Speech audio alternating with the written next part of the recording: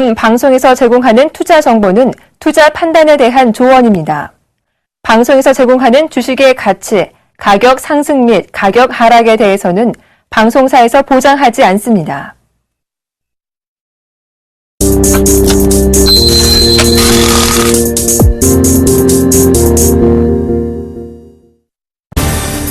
금도 주식처럼 공개시장에서 투명하게 거래할 수 있도록 한다며 지난달 24일 개장한 금시장이 개장 한 달을 맞았지만 기대에 부응하지 못하고 있습니다.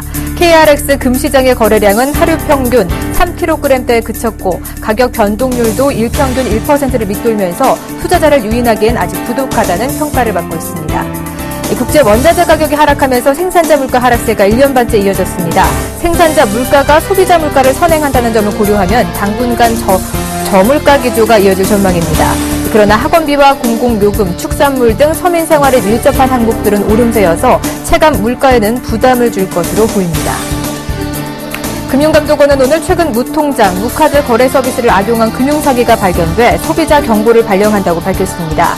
사기법은 급전이 필요한 서민들에게 대출에 필요한 거래 실적을 쌓아주겠다고 접근해 통장과 카드만 넘겨주지 않으면 괜찮다고 속인 뒤 무통장, 무카드용 비밀번호를 알아내 이를 다른 금융사기의 수취 계좌로 악용하고 있습니다.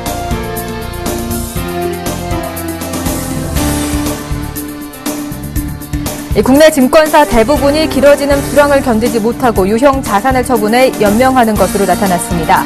FN 가이드에 따르면 2013 회계연도 기준으로 12월 결산 상장 증권사 19곳 가운데 18곳은 유형 자산 규모가 직전 회계연도와 비교해 평균 12% 줄었습니다. 이 기간에 유형 자산이 늘어난 증권사는 키움증권뿐이었습니다.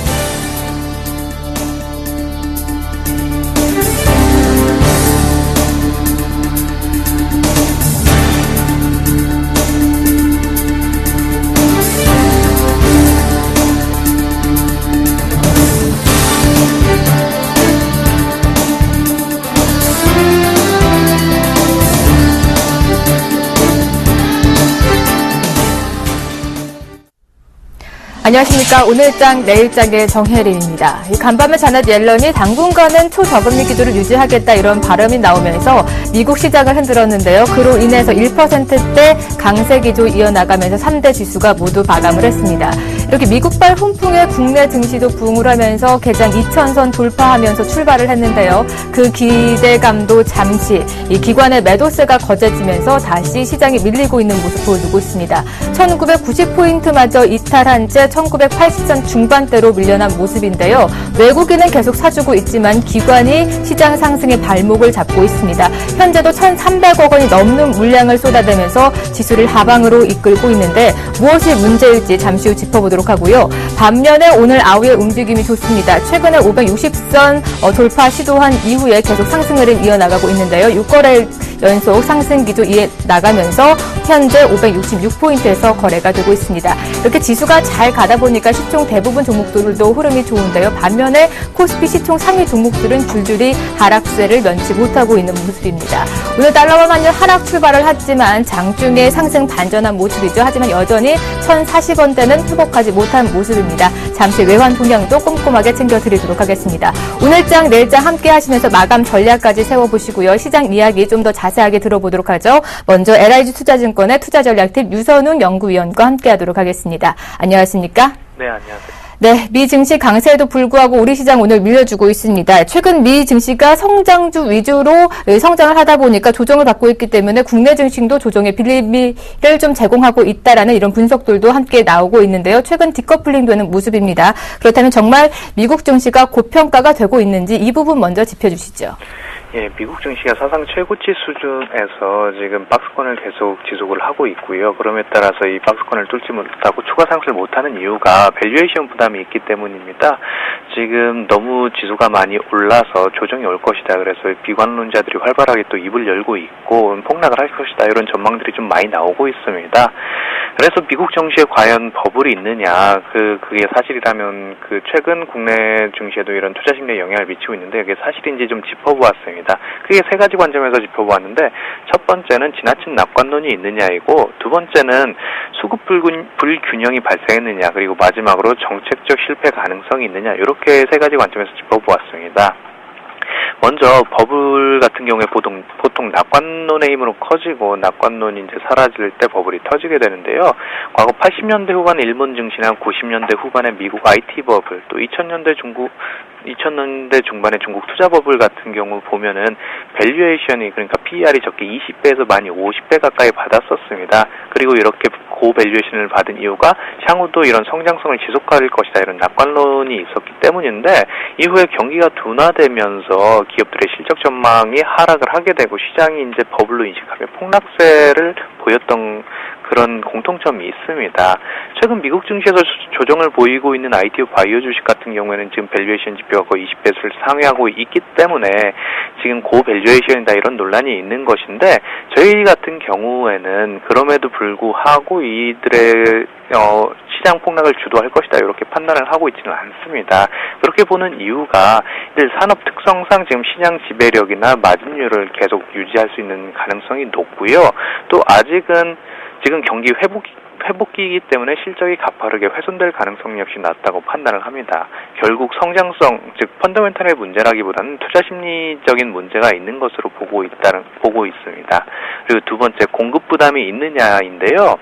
보통 시장이 많이 과열되면은 주가가 적정가치를 상회할 때 기업들 같은 경우에는 주식으로 자본 조달할 수 있는 욕구가 커지기 때문에 IPO 같은지 신주 발행 이런 것이 늘어나게 되고요. 이것이 수급 부담으로 작용해서 버블을 가속화하는 요인으로 작용을 하게 되는데, 최근 미국 증시에서 보면은 신주 발행 물량은 증가를 하고 있다는 소식이 들립니다. 그럼에도 불구하고 금액 기준으로 보면은 매우 미미한 수준이기 때문에 아직 공급 부담이 있는 것으로 보이진 않고, 또 미국 기업들이 지금 내부적으로 현금 보유량이 거의 사상 최고치 수준이기 때문에 공급 부담도 역시 우려할 만한 요인이라고 판단을 하지 않습니다. 마지막으로 정책 실패 가능성이 있느냐를 보았는데, 일단 작년 5월이죠. 버냉키 전 의장이 일부 시장에서 과열이 발생하고 있다, 이렇게 얘기하면서 무제한 자산 매입 철회를 시사했고요. 올해 테이퍼링이 시작됐죠, 연초부터. 과거 사례를 보면은 실제 버블이 터진 기간은 이런 긴축이 들어갔을 때 터지는 게 아니라 긴축이 상당 기간 진행된 이후에 버블이 터지게 됩니다. 그렇다면은 실제로 버블이 터질 논란은 지금에서 판단을 해야 할 것이 아니라 연준의 엑시트 전략이 본격화되는 내년 정도에 나가서 이제 얘기가 될 수 있을 것이라고 보고 있습니다. 그래서 정리해서 말씀드리자면은 미국이 버블 붕괴에 따른 폭락 논리로 지금 시장을 이해하기는 조금 무리가 있지 않나, 이렇게 판단을 하고 있고요. 어떻게 보면은 단기 과열에 따른 해소 과정으로 이해할 것으로 판단을 하고 있습니다. 기술적 분석으로 봐도 지금 엘리어트 파동 이론의 4파동 진행되어 있는 것으로 저희는 판단을 하고 있는데, 4파동 구간에서는 보통 박스권 장세가 유지되는 것이 특징입니다. 그렇기 때문에 미국 증시가 이렇게 박스권을 유지한다고 하면은 투자자들 같은 경우에는 수익률 초과하는 플레이를 할 가능성이 높고요. 미국 이외의 지역에서 투자 기회를 노릴 것으로 보고, 국내 증시에는 나쁘지는 않다고 판단을 하고 있습니다. 네, 그렇군요. 최근에 미국 증시와 디커플링 되는 모습이긴 하지만 우리 시장이 미국 시장과 밀접한 관계에 있다 보니까 이 부분에 대해서 자세히 짚어주셨는데요. 버블 붕괴나 폭락 논리보다는 단기 급등에 따른 해소 구간이다라고 보셨고, 미국 장세가 박스권으로 이어진다면 아무래도 구외 투자 자금이 들어오기 때문에 우리 시장에서는 호재로 작용할 수 있다라는 말씀까지 주셨습니다. 오늘 우리 시장 얘기 좀 더 해보도록 하죠. 1980선까지 지수가 많이 밀렸는데요. 5거래일 연속 하락세입니다. 조정 계속 이어질 수 있을까요? 마감 전략과 함께 제시해 주시죠. 예, 지금 시장을 본격적인 조정이라고 보고 있지는 않습니다. 다만 숨고르기 과정이라고 판단을 하는데, 가장 기술적 분석상에서 지난 화요일이죠. 121선의 골든크로스가 발생을 했습니다. 일반적으로 골든크로스 발생하면은 좋은 현상이라고 판단하신 분들이 많은데, 이게 사실 그 이평선에 따라서 약간 틀리게 해석을 하게 됩니다. 이런 중기 이동 평균선의 골든크로스가 발생을 하게 되면은 단기적으로 주가가 많이 올랐다는 것을 의미하기 때문에 당분간은 쉬어가는 흐름을 예상할 수 있고요. 특히 파생상품 시장에서 외국인 수급을 보면은 지난 9일이죠. 거의 최고가를 찍은 날 이후로 코스피 200 선물 계약 비중이 이제 조금씩 감소하면서 약간 외국인의 수급이 파생 시장에서요, 조정을 보이고 있습니다. 단기적으로 많이 달려왔기 때문에 쉬어가는 구간에 진입했다, 이렇게 판단을 하시면 됩니다. 그럼에도 불구하고 아직까지는 종목 장세 계속 지속하고 있고, 이제 많은 종목에서 강세를 보이고 있는 것을 알 수 있는데 등락 비율을 보시면은 등락 비율이 100을 상회를 하고 있습니다. 종목 측면에서는 하락하는 종목보다 상승하는 종목이 많다는 의미이고요. 이것을 시뮬레이션을 해봐도 당분간은 100을 상회할 가능성이 높아 보이기 때문에 지금 박스권 장세가 이어지는 동안은 종목 장세는 지속될 것이다. 다시 해석을 하게 된다면 숨고르기를 보이면서 업종별로 순환매가 일어나고 손바뀜이 일어날 것이다. 이렇게 예상이 됩니다. 그렇다면은 그 기간 동안 과열 부담을 이렇게 해소를 하고 손바뀜이 일어난다면은 국내 증시 체력을 비축해서 다시 상승 기조로 돌아설 것으로 예상을 하고 있고요. 그리고 지금 최근 이틀간 미국 증시와 디커플링이 발생하고 있는데 그럼에 따라서 국내 증시도 투자 심리가 개선되고 있습니다. 향후에는 완만한 강세가 예상되고 2000선에 안착한 이후부터는 추가 상승이 가능할 것으로 보이기 때문에 지금 조정을 보인다고 걱정하실 필요는 없고 오히려 저렴하게 주식을 매집할 수 있는 기회가 된다. 이렇게 판단을 해야 할 것 같습니다. 네, 코스피가 좀 많이 밀려서 걱정하는 분들을 위해서 안심하는 멘트 해주셨습니다. 단기 급등에 따른 쉬어가는 움직임일 뿐이고요. 2000선 안착 후에는 추가 상승 여력이 충분하다 보니까 이럴 때 지수가 밀릴 때마다 저가 매수 타이밍으로 잡아보자라는 답변까지 들을 수 있었습니다. 오늘 말씀 고맙습니다. 예, 감사합니다. 네, 이어서 외환시장 흐름도 함께 체크해 보도록 하겠습니다. KB 외환선물의 전경팔 팀장님 함께하도록 하겠습니다. 안녕하십니까? 네, 안녕하세요. 네, 원달러 환율 하락 출발을 하긴 했지만 상승 반전한 모습인데요. 현재 흐름은 어떻습니까? 네, 오늘 서울 반시에서 달러원은 1030원대 중반대에서의 등락을 거듭하는 모습입니다. 어제 종가 대비 1원 80전이 하락한 1035원 90전에 출발한 달러원은 1034원 40전까지 추가 하락했고요. 이후 장중 대부분의 시간 동안 저점으로 반등하는 모습을 보였는데요. 어제 종가 수준을 넘어서는 1039원 10전까지 상승했습니다. 이 시간 현재는 고점으로부터 다소 하락해 1037원 50전에 거래되고 있습니다. 환율이 하락 출발한 것은 국제금융시장에서 위험 선호도가 증가한 점을 반영하고 있습니다. 일본 재무상으로부터 6월부터 일본 정부 연금펀드가 일본 주식을 매입할 것이라는 발언이 있었고요. 옐런 의장이 뉴욕 경제클럽에서 행한 연설에서 경제 회복세가 지속되는 동안 제로금리에 가까운 수준의 금리를 유지할 것이라고 밝힌 점이 뉴욕 증시의 상승을 이끌었습니다. 여기에 중국의 1분기 GDP 성장률이 예상치보다 상승했다는 점과 미국의 산업 생산이 호조를 보였다는 점 등이 시장의 위험 선호를 높이면서 국제 외환시장에서는 엔화의 약세와 위험 통화들의 강세가 진행이 됐고요. 서울 외환시장 개장 이후 초반에 달러 원의 하락세로 이어졌습니다. 그러나 이러한 위험 선호 요인들이 여전히 위험 통화들에게 있어서 방향성을 분명하게 해주는 재료는 아니었습니다. 이 때문에 호주 달러와 싱가포르 달러 등 해외 위험 통화들이 아시아장에서 약세로 전환되면서 변동성이 커지는 가운데 원화 역시 약세로 돌아서는 모습이 나타났고요. 결제 수요의 등장과 함께 달러 원은 1040원 가까이 반등하는 모습을 보였습니다. 네, 이 팀장님이 말씀하시는 사이에도 불구하고 원달러 환율이 방향성을 잡지 못하고 빨간불, 파란불 오가고 있습니다. 여전히 1040원대 아래인데요. 원화 강세 기조 계속 이어질까요? 환율의 상하단 어느 정도로 보시는지? 네, 어제와 오늘장을 통해서 보다 좀 분명해진 것은 달러 원의 단기적인 상단과 하단인데요. 어제는 달러 원이 1044원 70전까지 상승한 후에 반락하면서 1045원 선에서의 저항이 강하다는 점을 확인시켜줬고요. 오늘은 1034원 40전을 저점으로 반등하면서 1030원 중반대에서의 강한 지지를 확인할 수 있었습니다.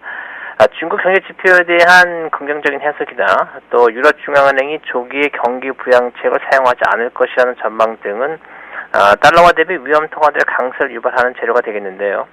이러한 재료는 달러 원의 방향성에 있어서 하락세를 암시하는 대외 변수이기 때문에 환율의 반등 시에 수출업체들이 고점 매도에 나서는 명분으로 활용이 될 수가 있겠고요. 달러 원은 상방 경직성을 보일 수밖에 없는 환경에 놓여 있다고 보겠습니다.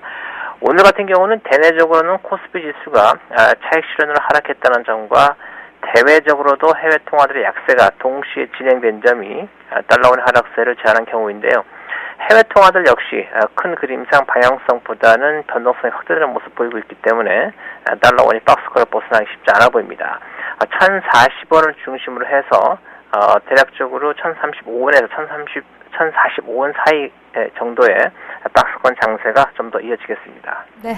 어제와 마찬가지로 당분간은 박스권 장세 전망해 주셨는데요. 1035원대에서 1045원대까지 박스권 장세가 계속될 것이다라는 답변까지 들을 수 있었습니다. 오늘 말씀 고맙습니다. 네, 감사합니다.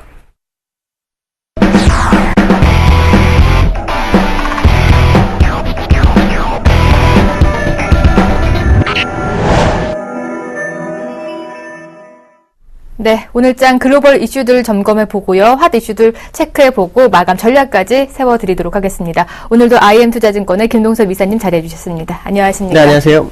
네, 오늘은 중국 쪽 얘기부터 해보도록 하겠습니다. 전일 GDP 성장률이 발표가 됐죠. 1분기 성적표가 꽤 좋게 나왔습니다. 네, 그럼에도 불구하고 이 농촌부터 지급 준비율을 좀 낮추겠다라는 이런 내용이 나왔는데요.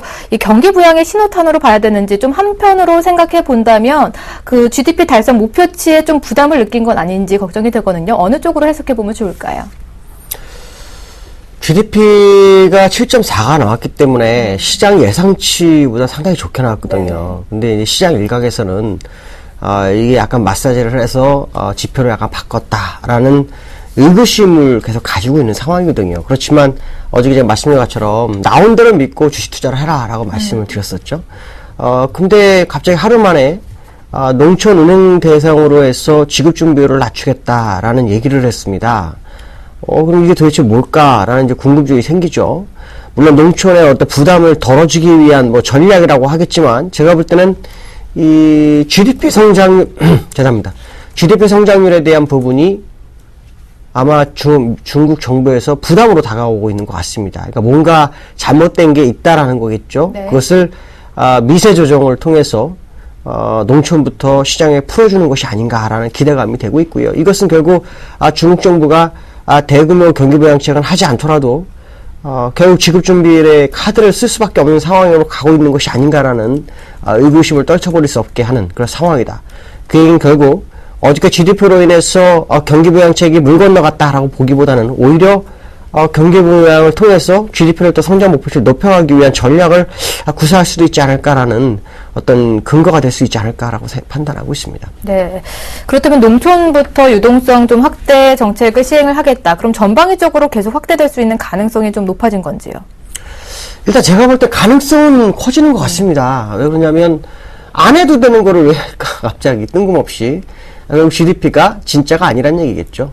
다만 이제 대외적으로는 진짜처럼 얘기하고 내부적으로는 방법을 찾아야 되겠는데 그 구실을 아주 그 변두리부터 시작하는 그런 상황이 아니냐라고 본다면 결국 농촌은행들의 어떤 지급 준비를 인하는 중앙으로 계속 중앙에 있는 대형은행을 통해서 계속 연결될 수밖에 없지 않겠냐라고 판단했을 경우에 시장은 이 기대치가 상당히 좀 커질 수 있다는 생각을 해야 될 것 같고요.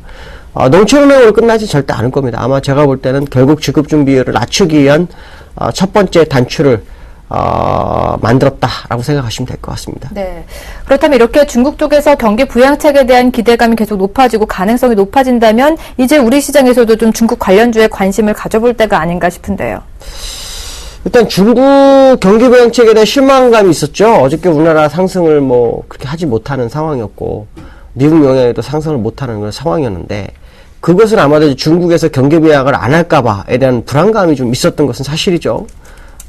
GDP 성장 후에 일단 중국 경기 부양보다는 다른 쪽에서 뉴스를 찾고자 하는 네. 그런 투심이 발동하고 있는 상황인데 그런 상황 속에서 중국 농촌은행의 어떤 지급준비율이나는 아마도 중국으로 다시 관심을 가질 수밖에 없는 그런 상황이다라고 판단해야 될 것 같고요. 그렇다면 결국 중국 관련해서 중국 약간 민감한 종목들, 중국 경기에 따라서 시장에 상당히 영향을 받는 종목들은 이 관심을 좀 더 가져볼 필요성이 있지 않을까라는 생각을 한번 해봐야 될 것 같고요. 결국 2분기 때 중국에서는 뭔가 카드를 끄집어내지 않겠냐라는 기대감이 다시 한번 시장을 장악하는 상황이 발생했기 때문에 중국 관련주에는 저점 매수가 좀 유효하지 않을까라는 생각을 한번 해봐야 될 것 같습니다. 네. 이렇게 중국 쪽에서 부양책을 내놓겠다는 기대감이 형성되고 있음에도 불구하고 우리 시장 밀리고 있습니다. 좀 그 이유를 찾아본다면 최근 흐름을 보면 미 증시는 좀 갈 때 우리 시장 못 가고 디커플링 되고 있거든요. 외국인들의 속내는 뭐가 될까요? 참 궁금해 죽겠습니다. 왜 그러냐면 지금 우리나라 같은 경우는 이제 원화도 지금 강세가 됐죠. 이 원화 강세는 이제 주가로 보면은 상당히 그 높은 위치에서 주가를 형성을 해야 되는데 그렇지 못한 것이 좀 이해할 수 없는 부분이고요. 그런 상태에서 외국인들이 매수를 하는 시점에서 미국이 하락했을 때 오히려 버텨주기를 하고 미국이 상승했을 때는 거꾸로 고점에서 주가가 밀리는 이런 형태가 지금 계속 반복되고 있거든요. 네. 그 이유에 대해서는 뭐 여러 가지로 추측하시는 부분이 있겠지만 제가 보는 견해로는 아마도 이제 우리나라 장에 대한 기대감이 시장에 많기 때문에 기대감으로 따라온 물량들을 시장에서 실망 매물로 끄집어내고 또 올라가면서 박스권 상단에 있는 물량들의 어떤 매물을 끄집어내는 작업 중에 하나일 것 같습니다. 결국 외국인들의 움직임이 시장에 상당히 부담으로 작용하면서 그들의 속내를 시장에 모르게 하는 그런 상황이죠. 재미난 것은 뭐냐면 요 근래 특징이 선물은 매도하고 현물은 산다라는 겁니다. 네. 물론 선물 매도 금액 대비 현물 금액이 좀 적은 것이 흠이긴 하지만 어쨌든 현물을 사재끼고 있다는 건 상당히 좀 긍정적이고요. 또 비차익에서도 계속해서 매수가 들어온다는 것은 아시아 시장에서 한국 시장에 속해 있는 펀드라든가 ETF의 시장에 물량이 계속 들어오고 있는 것으로 보았을 때는 지금 선물과 현물이 서로 생각이 좀 다른 정도로 봐야 될 것 같고요. 선물이 시장에서 완전히 이탈했냐라고 물어본다면 아직 그런 상황이 아닐 거라고 판단한다면 외국인들이 일단 시장에 약간 속임수를 좀 쓰는 그런 과정으로 봐야 될 거고 추세적으로는 결국 우리나라를 다시 매수하는 쪽으로 움직이지 않겠나라는 생각을 해봐야 될 것 같습니다. 오늘 같은 경우에도 보시면 아시겠지만 기관들은 매도하고 외국인은 현물을 삽니다. 네. 다만 선물은 기관과 외국인이 서로 다른 상황이죠. 아마도 선물로 맥도독에 의해서 선물이 시장에 많이 장악을 했었기 때문에 너무 많은 매수 물량에 대한 부담을 좀 갖는 것 같고요. 또 기관은 너무 많이 매도한 물량에 대한 어떤 부담을 갖기 때문에 서로 어느 정도 상쇄하는 효과를 좀 가져오면서 시장이 더 이상 나가지 못하는 그런 형국인데요.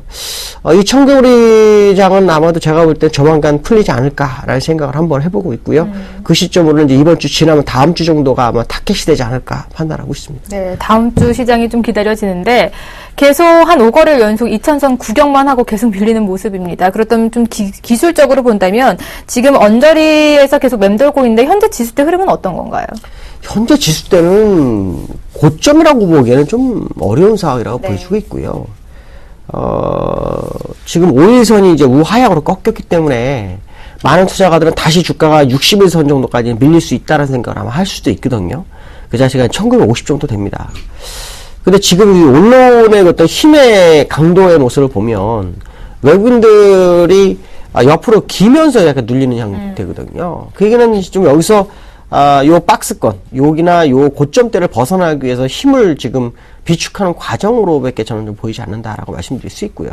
지난번 말씀한 것처럼 이러한 어떤 지렛대가 나오게 되면 추세적으로 굉장히 많이 상승했다라고 제가 얘기했었는데 아직 그거로 본다면 지금 많이 올라간 거라고 보기 좀 어렵겠죠. 그 다음에 이제 주봉이나 월봉을 보는데 지금 월봉을 보시면 지금 5월선을 탈까 말까 고민을 하고 있습니다. 그러니까 5월선을 돌파했다가 다시 윗골에서 약간 밀리고 있는 그런 형국이기 때문에 이 5월선을 관통한 장대 양봉이 이번 달에 나오는지가 굉장히 중요하죠. 그래서 제가 다음 주를 중시하는 이유는 다음 주가 지나면 바로 말일입니다. 그러니까 다음 주에 기관들 윈도우 드레싱 가능성이 이제 점쳐지기 때문에 그러한 부분도 시장에 작용하고 외국인들이 만약 매수세로 다시 전환한다면 아마도 다음 주가 시장에서는 이 월봉을 만드는 아주 중요한 위치라고 봐야 될 것 같고요. 지금 뭐 기술적으로는 이 추세 하락 추세대를 많이 벗어나서 이 추세선 위쪽에서의 움직임이 계속 나타나고 있는 것을 봤을 때는 지금은 누리려면 제가 볼 때 약간 좀 가짜가 아닐까라는 생각이 좀 들고 있습니다. 네, 그렇죠. 최근 기관이 발목을 잡고 있는데 연말에 윈도우 드레싱 물량까지 좀 들어온다면 우리 시장 좀 더 상승할 수 있지 않을까라는 좀 긍정적인 답변까지 들을 수 있었습니다. 좀 다음 주 장이 기대가 되고 있습니다. 오늘 얘기는 여기까지 들어보도록 하겠습니다. 오늘 말씀 고맙습니다. 네, 감사합니다.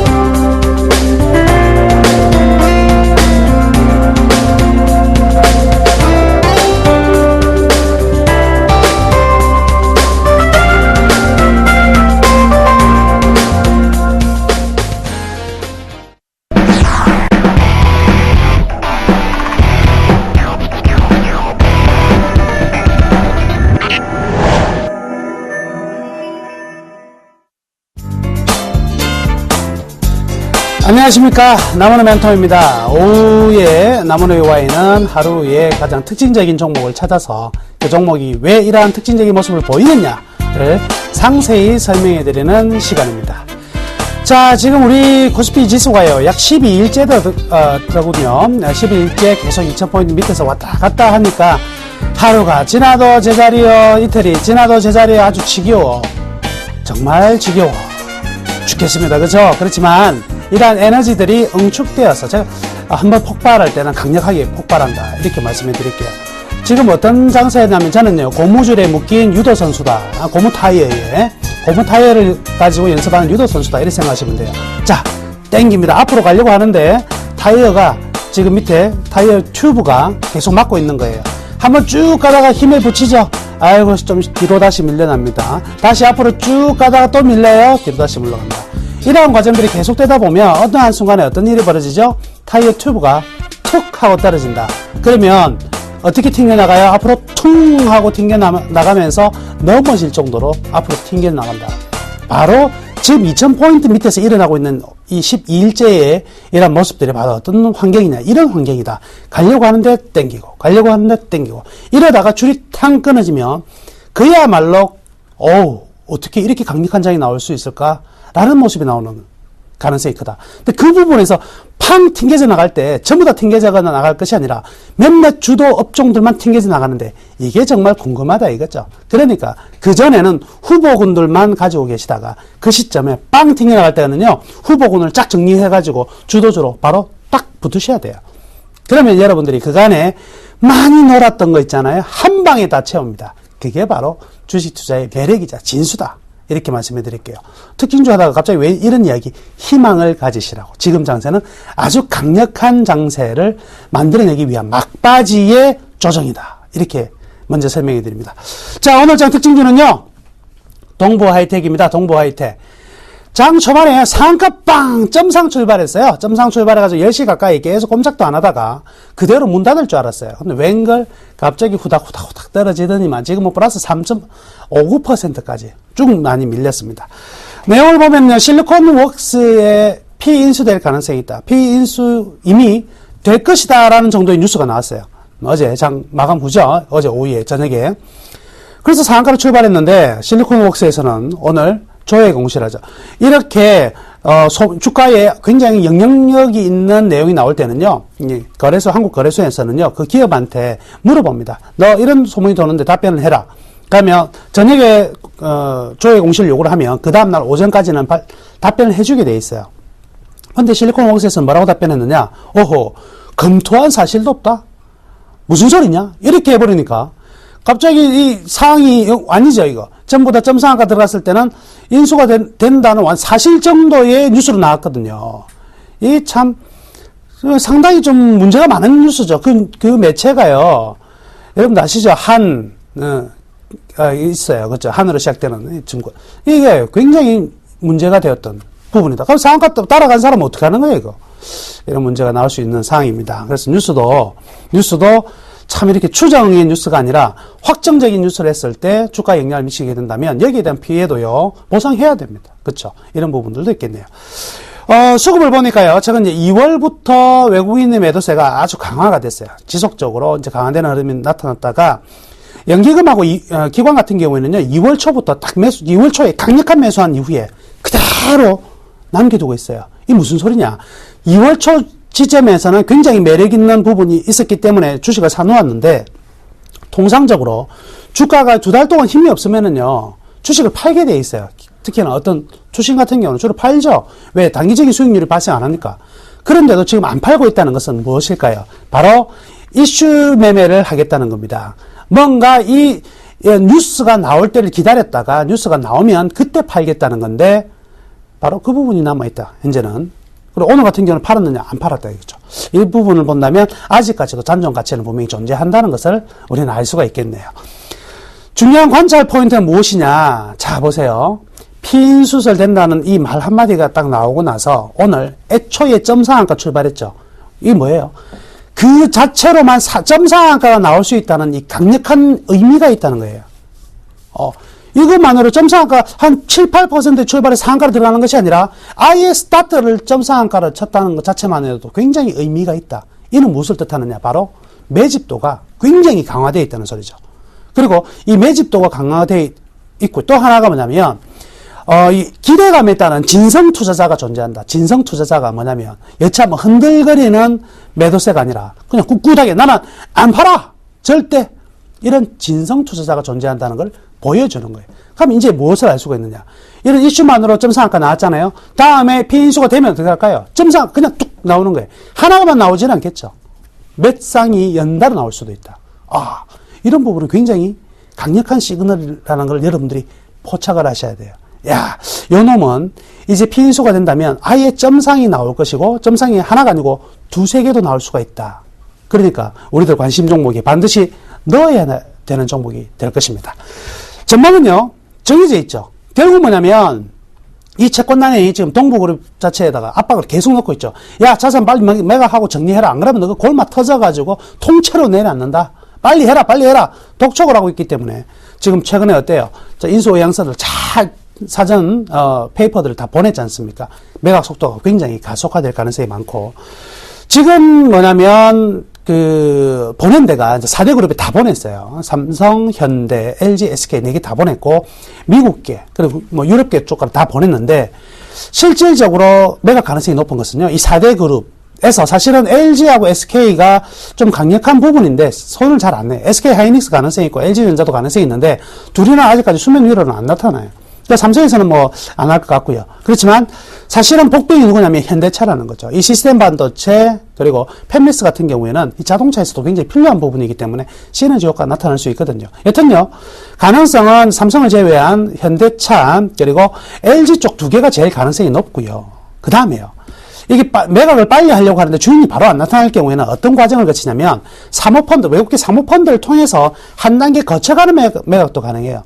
사모펀드라는 것은 그냥 돈만 가지고 있는 투자자죠. 그래서 기업을 인수해서 다시 이 기업의 정상적인 궤도를 올려놓는 모습을 보면서 다른 데 다시 재매각하는 이런 흐름도 나올 수 있습니다. 결국은요, 이러한 가능성들에서 결론이 나오는 부분은 뭐냐면 올해 상반기 안에는 끝을 본다는 거죠. 상반기 안에 끝을 본다. 그럼 지금 몇 월 달입니까? 지금 4월 중순이니까 그럼 5월, 6월 두 달 반밖에 안 남았네. 그렇죠. 두 달 반 안에는 어찌 보면 상한가 하나 나올 수 있다는 거죠. 야, 굉장히 매력적이지 않습니까? 두 달 반 안에 상한가 하나 나올 수 있다. 그런 가능성들을 가지고 있다. 굉장히 매력적인 부분이 분명히 될 것입니다.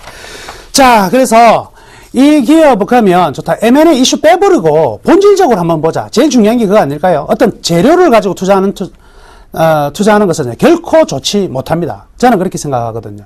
재료를 보고 한다든지, 차트의 추세를 보고 한다든지, 어쩌보면 허울이고, 이로 인해 가지고 사람의 본질적인 가치를 못 보고 딸려 들어가는 수가 있어요. 주가의 흐름이 차트가 너무 좋으니까 못 파는 거야. 그렇죠? 이런 부분이 생길 수가 있고요. 또 하나, 요 재료만 뻥 터지면 대박이 날 건데, 요 재료만 나오면 대박이 날 건데, 이렇게 계속 기다리는 거예요. 그러면 1년 12달이 지나도 그 재료가 안 나와서 그냥 물려버리는 수가 많죠. 이렇게 물리는 걸 갖다가 저는 조심해야 된다. 항상 말씀해드리잖아요. 모기, 주식, 개, 세 개는 물리면 안 되는 거거든요. 이렇게 물려서는 안 된다. 그래서 본질적인 가치를 먼저 한번 보자. 밸류밴드 한번 보실게요. 자, 밸류밴드 보시면은요, 지금 상향하고 있는 전체적인 이 기업 가치의 지금 중간 부분입니다. 하단 영역이기 때문에 충분히 이 개별 기업 가치만으로도 지금 동부하이텍은요, 저평가 국면인 것은 분명히 사실이다. 그러면 저 네모 박스에 빗금 쳐놓은 저 부분 안에서 주가가 계속 상존해야 되는데, 현재의 상황이라면 저 하단 네모 부분이 아니라 상단 네모 부분이 돼야 된다는 거죠. 즉 뭐냐면 M&A 이슈를 제외하고도 지금 상태의 저평가라면 M&A까지 된다면 이거는 플러스 알파의 요인들, 향후 시너지 효과까지 크게 발생할 가능성이 많기 때문에 지금은요, 어떻게 대응을 해야 될까요? 매수 영역이다. 이렇게 말씀해 드리겠습니다. 그래서 계속해서 말씀해 드리면 6,600원 현재 가격 부근은 분명히 매수 관점이고요. 그리고 3개월 목표치는요, 저 밴드의 상단을 충분히 터치하지 않을까. 가격은요, 7,800원이 되겠습니다. 그래서 동부하이텍 오늘 또 점상한가 출발하가 파신 분들 계실 거예요. 파신 분들은요, 다시 6,600원 부분이라면 또 매수하세요. 또 매수해도 재밌는 수익률이 나올 수 있을 것 같습니다. Y 시간을 통해서 한번 제가 언급해 드렸던 종목인데 계속 이 우상향하면서 시세를 만들어낼 수 있는 이런 종목들은요, 여러분들의 계좌에 분명히 보탬이 될 수 있는 좋은 종목이면 틀림이 없다. 이렇게 정리해 드리도록 하겠습니다. 오후 시간 잘 보내시고요. 내일 오후입니다. 특징주 Y 시간을 통해서 다시 한번 찾아뵙겠습니다. 감사합니다.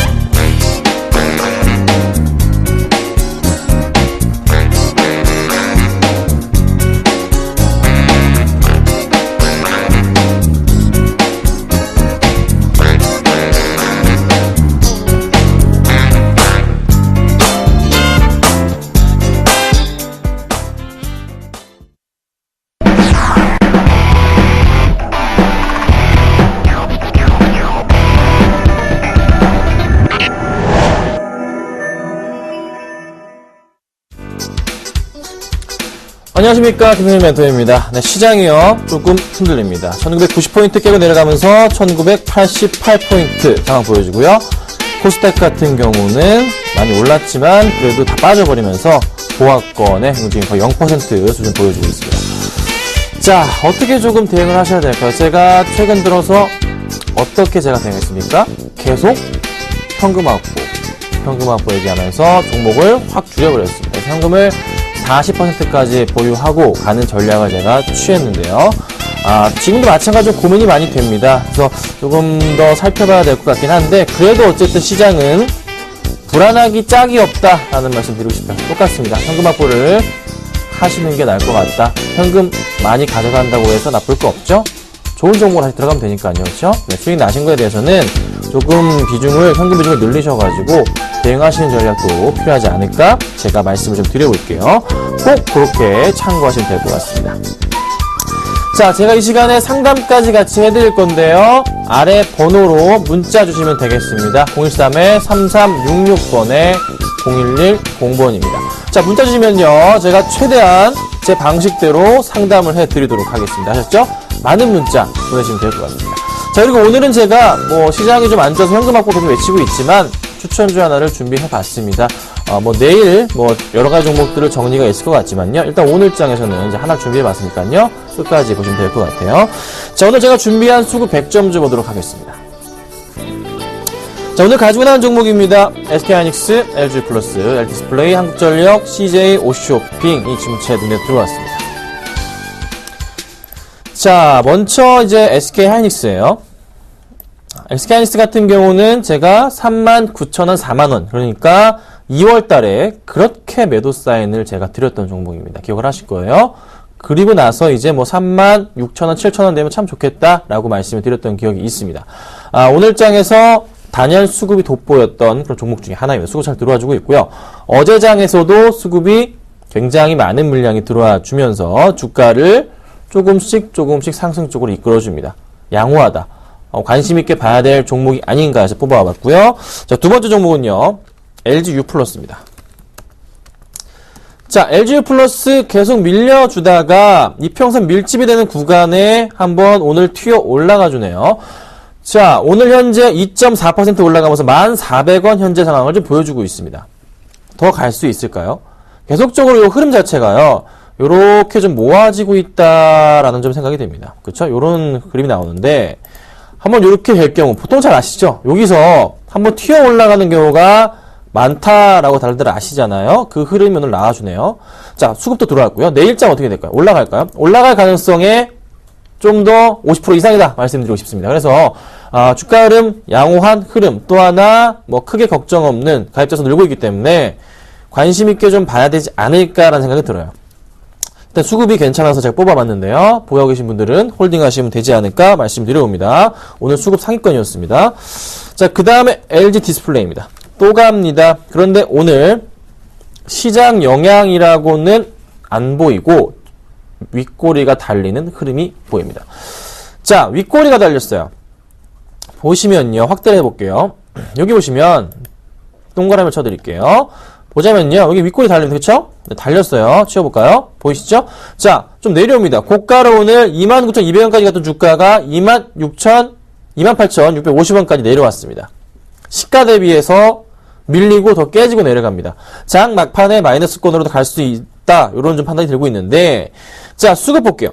최근에 수급 기간들이 정말 퍼펙트한 수급이었어요. 오늘 수급도 마찬가지로 굉장히 좋은 수급이 보이시죠? 외인 32만 주, 기간이 84,000주 배속 들어옵니다. 그런데 장 막판에 조금 밀리는 흐름이 나오니까 조금 매수 물량이 줄 수도 있겠구나라는 판단이 됩니다. 제가 이걸로는 한번 짧게 먹고 나오긴 했는데 지금 상황에서 들어가는 건 아니다. 조심해야 된다 말씀을 여러 번 드렸는데요. 지금 그런 모양새가 조금 잡히는 것 같아요. 그래서 조금 더 확인은 필요해요. 하지만 수급이 오늘 굉장히 좀 좋기 때문에 뽑아오긴 했는데 어쨌든 결론은 똑같습니다. 조심은 해야 됩니다. 수익이 많이 나신 분들은 비중을 줄이시는 전략 필요하지 않을까 말씀을 드려볼게요. 자, 그 다음 이 종목입니다. 자, 한국전력입니다. 오늘 수급이 괜찮게 들어와서 제가 뽑아와봤어요.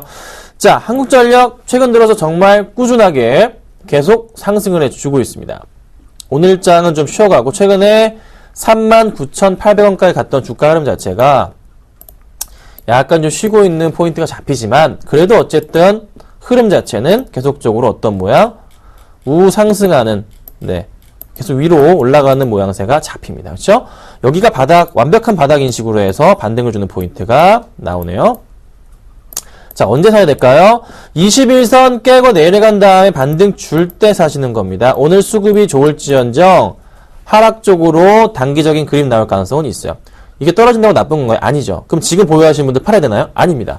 보유하신 분들은 그냥 가지고 계시면 되고 신규로 매수하실 분들은 이때를 노리는 거예요. 이때를 노리는 거야. 예, 이런 이제 옛날에 계획이 갑자기 기억이 나는데 이때를 노리고 대응하시는 거예요. 이때 노리고. 그러니까 지금은 보유하시고 일단 오늘 수급이 좀 좋았기 때문에 제가 뽑아봤는데요. 잘 들고 계시면 되지 않을까 말씀을 드려볼게요. 자, 그 다음 이게 홈쇼핑 관련주들이요. 갑자기 좀 반등을 해요. 뭐 GS 홈쇼핑, CJ 옷쇼핑 오늘 갑자기 좀 치고 올라가는데 많이 흘러내려오긴 했어요. CJ 옷쇼핑 같은 경우가 오늘 고가로 3.8%까지 올라갔다가 지금 현재 겨우겨우 플러스권을 유지해주고 있습니다. 많이 빠졌다 올라갔다가 좀 빠졌는데 하지만 흐름은 바뀌었어요. 근데 조금 걱정인 점은 뭐냐면요. 이렇게 많이 치고 올라가다가 차트를 볼게요. 이렇게 치고 올라가다가 폭삭 주저앉았던 경험들이 최근에 굉장히 많습니다. 그렇죠? 오늘은 윗꼬리까지 강하게 달렸어요. 자, 그럼 여기서 어떤 흐름, 내일장에서 만약에 꺾여버리면은 어떻게 될까요? 이렇게 꺾여버리면 내일장 마이너스 나오면 어떻게 될까요? 주가 어떻게 되겠습니까? 내려갑니다. 이거 내일장에 올라가지 못하면요, CJ 홈쇼핑이 굉장히 위험할 수가 있어요. GS 홈쇼핑도 마찬가지입니다. 그래서요, 신규로 매수하고 싶으신 분들은 지금은 참으셔야 됩니다. 예, 참으시고요. 흐름이 바뀔 때 올라갔다가 조정 나오고 다시 올라갔다가 요거 제가 반복된다. 보통 그래프 반복된다 말씀드리잖아요. 그래서 여기서 라인 잡고 이때가 진짜 가장 좋은 포지션이 나올 거다. 참으면 됩니다. 그렇죠? 네, 새롭게 차트를 그릴 때까지 기다리셔야 됩니다. 자, CJ 옷쇼핑도 마찬가지로 그 흐름 나올 때까지 참으세요. 지금은 굉장히 위험한 구간입니다. 그래서 수급은 좋았지만 조심해보자 해서 제가 가지고 나와봤어요. 자, 종목 상담해 드릴게요. 9305님, 네, GNC 에너지 보겠습니다. 매수가가 13,200원이시고요. 30%. 자, 개인 투자자분들 하나 말씀드립니다. 비중, 수익의 극대화를 노려서 30% 좋습니다. 네, 그거는 정말 내 자신 스스로가 내가 투자한 종목에서 100% 알고 있을 경우에 비중을 30, 40, 50 가져가시는 거지 비중은 조금 높으셨는데 매수 구간 지금 많이 밀렸다가 반등을 주는 포인트 생각하시고서 매수를 하신 것 같습니다. 그렇죠? 아니면 이때거나 네, 그런 포인트 잡히네요. 자, 이 종목 시가총액 자체가요. 745억입니다. 어제 기준으로 745억이니까 수급이 있나요? 그 수급은 들어와 주는데 나가는 수급이네요. 깔끔한 수급은 아닙니다. 자, 오늘 수급 있을까요? 보겠습니다. 오늘 수급이 잡히는 게 없습니다. 자, 그렇다면 수급 공백에 따른 개인들이 요거 만약에 안 치고 올라가면 내일장에서 밀려버리면 어떻게 될까요? 개인분들 참을 수 있습니까? 아니죠. 이거 내려갈 수도 있어요. 조심해야 됩니다. 비중을 30% 담기에는 그리 좋은 종목은 아닙니다. 아셨죠? 이미 다 여기 보세요. 헤쳐먹었어요. 다 헤쳐먹은 종목입니다. 그쵸? 라인상으로는 뭐 어찌 맞아 떨어질 수 있겠지만 어거지로 맞는 느낌이고 조심해야 되는 상황인 것 같아요. 그래서요, 내일장에서 만약에 하락이 되면, 내일장에서 또 빠지면 그때는 비중을 다 정리하시는 게 나을 것 같고, 그게 아니시라면 좀 가져가시다가, 올라가게 된다면, 뭐, 한 13,600원 정도 될 것 같네요. 한 2% 수익 나면 팔아버리자. 이렇게 정리해 드릴게요. 그리 좋은 종목은 아닙니다. 그래서 조금 더, 상황을 지켜봐야 되지 않을까 해서 말씀드렸습니다. 아셨죠? 자, 그리고요, MDS 테크 보겠습니다. 우리 4008님. 자, 매수가가 21,000원이십니다. 네. MDS 테크. 이게 흐름 자체가 바뀐 종목이죠. 그렇게 2년을 횡보하다가 주가가 빵 뛰고 올라갑니다. 자, 그럼 어떻게 될까요? 레벨업 했죠. 자, 주목으로 볼게요. 재밌는 거는 2년 횡보하고 튀고 2년 횡보하고 튀입니다. 이 종목. 2년 횡보하고 튀고 2년 횡보하고 튀고 튀었으니까 2년 횡보할까요? 글쎄요. 저는 모르겠지만 그럴 가능성은 있습니다. 자, 왜 이런 흐름이 나타나죠? 자, MDS 테크 저평가되어 있는 종목이에요. 네, 잘 아실 겁니다. 하지만 상당히 이미 많이 오른 종목이라는 거죠. 주가가 새롭게 튀어 올라갈 수도 있겠지만 저 개인적으로는 이렇게 조금 오른 종목을 크게 좋아하진 않아요. 수급 좀 볼게요. 수급적인 부분 최근 들어서 다시 들어와 주네요. 근데 보시면 아시겠지만요. 이거 누가 꽉 쥐고 있는 게 안 보여요. 그러니까 외인들 뭐 한 달 동안 15,000주 매도, 기관들 41,000주 매도, 개인 50,000주 매수, 이거 물량 갖고 있는 거, 그 숫자 뭐 89,000주. 그러니까 주인이 없어요. 주인이 없다고요. 연기금 7만원주 이게 무슨 물량이에요. 주인이 없어요. 예. 그러니까 조금 개인들의 힘에 의해서나 아니면 큰 손들의 힘에 의해서 움직이는 종목이기 때문에 이렇게 거래량 터질 때 좀 팔고 나갔단 아래 보세요. 팔고 나갈 수도 있는 그런 느낌이 납니다. 지금 반대로 줘서 올라오고 있긴 한데 매수가가 21,000원이시면 너무 위험하셨죠? 그쵸? 어찌 보면 조금 이런 말씀 드려도 될지 모르겠지만 베팅, 네, 그냥 도박성처럼 베팅을 해버리셨어요.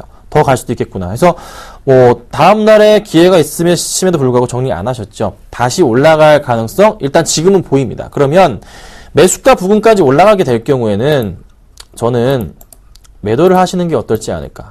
네. 제가 굉장히 따지는 게 수급입니다. 그래서 수급적인 부분을 잘 보기 때문에 수급적인 부분에서 조금 개선사항이 있기 때문에 21,000원 말씀드리는 거지 그게 아니시라면 좀 곤란할 것 같아요. 오늘 수급도 볼까요? 보험권에서 1,000주요? 1,000주 물량 정도 들어옵니다.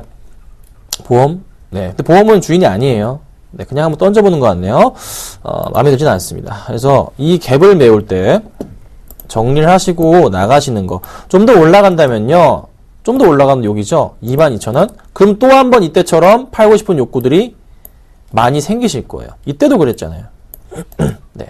조심해야 되는 구간입니다. 치고 올라갈 때 21,000원 넘어가면 정리를 하셔야 돼요. 아셨죠? 꼭 부탁드릴게요. 하락 추세가 나와서 만약에 다시 한 18,500원 깨고 내려가면요. 그때는 다시 정말 위험할 수도 있어요. 아셨죠? 꼭 좀 참고해 주십시오. 자, 그리고요. 1991님. 아이고, 여기다 적어버렸네요. IHQ입니다. 자, 엔터 줍니다. 자, 매수가가 2,700원. 수익이 나고 계신 상태예요. 수익이 잘 나오고 계십니다. 자, 2,700원이신데요. 최근 들어서 이제 국내 이제 엔터주들의 흐름이 굉장히 좀 양호하고 또 저도 기대가 커서 SM을 추천드렸는데 마이너스가 좀 나고 있어요. 하지만 좀 기다려 봅니다. 엑소를 좀 믿기 때문에 기다려 보는데 IHQ 같은 경우가 최근 들어서 거래량이 빵 터져주면서 수급적인 부분이 굉장히 마음에 들어요. 자, 보세요. 아래 노랗게 네모칸 쳤는데요. 거래량 자체가 많이 터졌습니다. 그렇죠? 많이 올랐어요. 자, 그리고 나서부터 해서 그때 수급을 볼까요? 네, 수급이 조금 들어오는 흐름 자체가 잡힙니다. 자, 그런데 잘 보세요. 여기가 언제죠? 여기를 날짜로 잡아보자면 좀 지워볼까요? 마우스가 안 움직이네요. 자, 그쵸? 그림 때문에 안 움직였는데 3월 10일 날 거래량이 최초로 엄청나게 터졌습니다. 주가 급등하면서요. 3월 10일에 수급상을 보겠습니다. 기관들 매수 좋습니다. 자, 그런데 이거 매수하고 나서부터 야금야금 개인들한테 물량 넘기고요. 물량 넘기고 이거 누가 블록딜 물량인가요? 제가 아직 확인을 못 해봤는데 블록딜 물량일 수도 있고요. 어쨌든 샀던 물량 자체가 빠져나가는 그 모양새가 좀 잡히네요.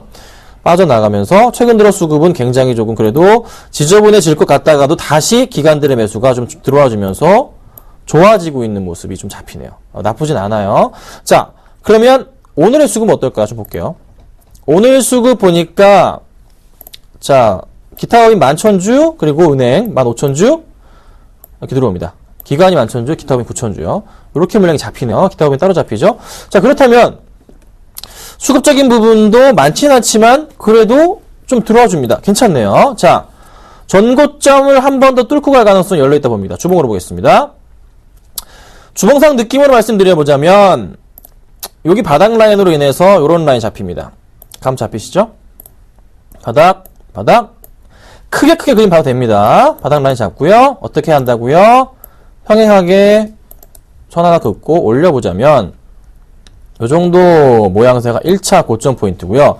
이렇게 많이 길게 퍼트려 있을 때는 위에 많이 올라가 있을 때는요. 한 번 더 라인 잡고서 위로 다음 라인을 잡습니다. 이렇게 됩니다. 이거는 이제 기술적인 접근 부분인데요. 1차 라인에서 지금은 한번 고점 포인트가 온 게 사실이에요. 두 번째 라인 자체에서는 이 포인트가 이제 갭을 메꿀 수 있는. 그러면 당연히 어디까지? 만약에 이 라인 뚫고 올라간다. 이 추세선 뚫고 올라간다. 이거 얼마냐면요. 한 3,100원 뚫고 올라간다 하면 다음 어디까지 갑니까? 3,000 후반대까지도 상승 추세가 열려 있습니다. 자, 그러면요. 조금 기다려봐도 되겠다는 생각이 듭니다. 네, 홀딩 하도록 하고요. 몇 차? 2,800원 정도 깨지고 내려갈 때는 여기인데요. 여기 깨고 내려갈 때는 정리를 하시는 거. 만약 21선 깨는 부분일 거예요. 그 포인트는 정리하시고 지금은 홀딩해보자 말씀드리겠습니다. 아셨죠? 자, 추천주 오늘 하나 던지고 AS 한 종목 하겠습니다. 오늘 제가 가지고 나온 추천주는 SK 하이닉스입니다. 하이닉스를 제가 들고 나왔어요. 자, 38,000원입니다. 더 갈 수도 있다는 판단입니다. 뭐 굳이 종목 설명은 안 드리겠습니다. 다들 잘 아시니까요. 실적 좋고 수급이 좋기 때문에 조금 더 상승 쪽 움직임 나올 가능성이 높다. 가격을 바로 그냥 잡아 드릴게요. 종목을 너무나 잘 아시는 거니까 가격을 제가 바로 측정해 드리겠습니다. 매수가는요. 밴드입니다. 37,600원에서 잡으시고 600원에서 38,200원 사이 잡으시고요. 목표가는 제가 39,500원으로요. 정말 짧게 봅니다. 아셨죠? 짧게 보고 손절가는 제가 37,000원을 잡도록 하고 요거는 한번 10%만 매수를 해보시라 말씀을 드리고 이 종목 제가 AS를 할게요. KG 인시스인데 자 지금 오늘 또 손절가를 이탈했어요. 마이너스 현재 8%입니다. 마이너스 8%예요. 비중 20% 가져가는데 마이너스 8%입니다. 정말 죄송합니다. 하지만 정리를 안 하겠습니다. 제가 내일까지 보려고 합니다. 네, 상황을 봐야 될 것 같아요. 왜냐하면 외국인들이 지금 최근에 작년 10월부터 해서 그러니까 1차적으로 작년부터 해서 10월까지 갖고 온 물량을 한번 털고 10월부터 다시 매수한 물량을 또 거의 다 털었거든요.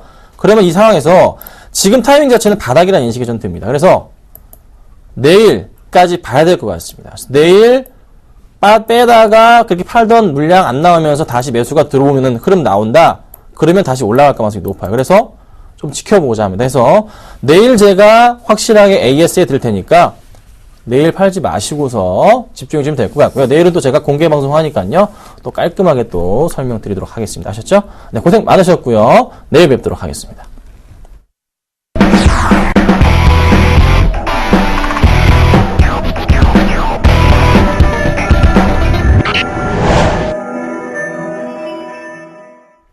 이 80선까지 밀렸던 코스피 낙폭을 조금 만회하는 모습 90선 회복할 수 있을지 궁금해집니다. 마감 5분여 앞두고 있는데요. 현재 89포인트에서 거래가 되고 있습니다. 뒷심을 좀 더 발휘해줬으면 좋겠습니다.